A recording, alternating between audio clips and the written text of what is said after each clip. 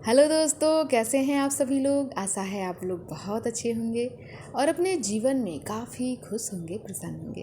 तो दोस्तों, स्वागत है आप सभी का आपके अपने ही चैनल जिसका नाम है ज्ञान मंत्र, और जहां हम लोग करते हैं कुछ ज्ञान की बातें। प्यारे दोस्तों, आज की ऊर्जा लेकर मैं प्रस्तुत हूँ और आज की ऊर्जा का जो टॉपिक है वह है अतिशयता का अनर्थ। बहुत ही सुंदर आज का ये टॉपिक, और आज का ये टॉपिक हमें क्या कुछ नया ज्ञान देने वाला है, क्या कुछ नई सीख देने वाला है। चलिए दोस्तों, बिना देर किए बढ़ते हैं आज की ऊर्जा की ओर।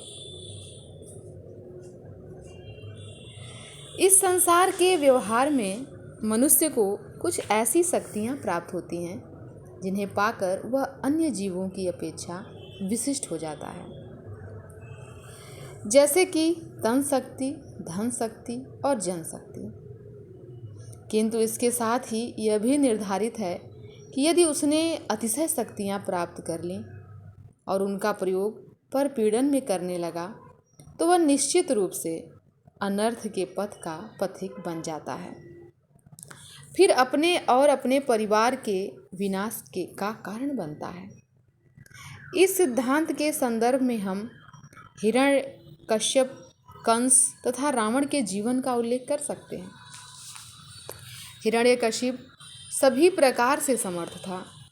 उसके पास तन, धन, जन तीनों प्रकार के बल थे, किंतु उसकी महत्वाकांक्षा इतनी बलवती थी कि उसे पूरा करने में उसने अपने पुत्र को मारने तक के प्रयत्न में संकोच नहीं किया। बाद में भगवान नृसिंह ने उसका वध किया। यही हाल कंस का भी रहा। वह भी यह चाहता था कि उसका शासन कालातीत हो और उसे कभी कोई पराजित न कर सके। भगवान श्री कृष्ण के अवतरित होने पर उसने भ्रमवश ब्रज के सभी बच्चों का वध करवा दिया था। जब उसके पापों का घड़ा भर गया तो अंततः एक दिन श्री कृष्ण के हाथों उसे भी मरना पड़ा।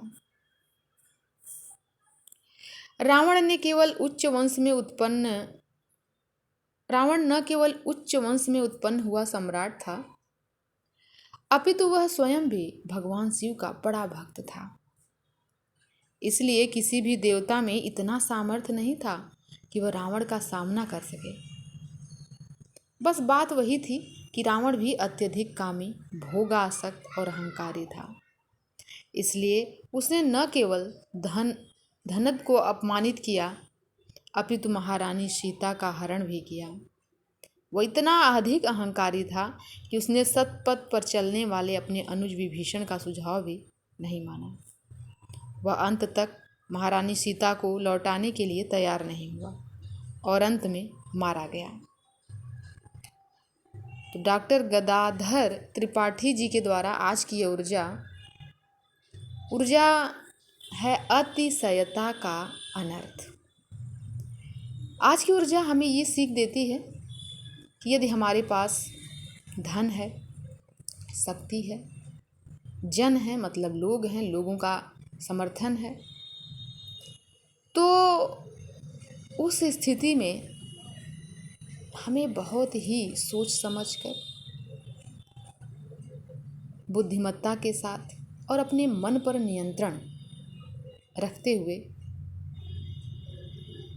शक्ति, धन और जन का प्रयोग करना चाहिए और इनका सदुपयोग करते हुए अपने व्यक्तित्व को और अधिक निखारने का प्रयास करना चाहिए। जैसे ही इसका दुरुपयोग होगा वैसे ही सारी चीज़ें निरर्थक और इनका विनाश होना प्रारंभ हो जाएगा। तो वास्तव में आज की ऊर्जा बहुत ही सुंदर और बहुत ही अच्छा ज्ञान देने वाली रही। दोस्तों, आशा है आप सभी को भी आज की ऊर्जा कुछ न कुछ ज़रूर ज्ञान दी होगी। तो इसी के साथ आज की इस ऊर्जा को हम यहीं समाप्त करते हैं। मिलते हैं एक नई ऊर्जा में, एक नए वीडियो के साथ। धन्यवाद।